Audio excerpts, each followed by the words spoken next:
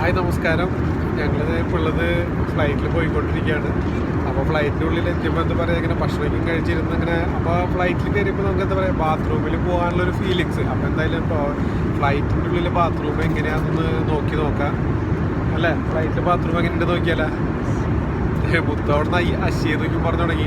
എന്തായാലും എന്താ പറയുക, വെറുതെ ഒരു ഇത് എല്ലാവർക്കും അറിയുന്ന കാര്യങ്ങളാണെങ്കിൽ കൂടി കാണാത്തവർ ചിലപ്പോൾ ഉണ്ടെങ്കിൽ നമുക്കൊന്ന് എന്താ പറയുക, എങ്ങനെയാണ് ബാത്റൂമും കാര്യങ്ങളൊക്കെ അറിയാൻ ഒരു ആകാംക്ഷ ഉണ്ടാവും.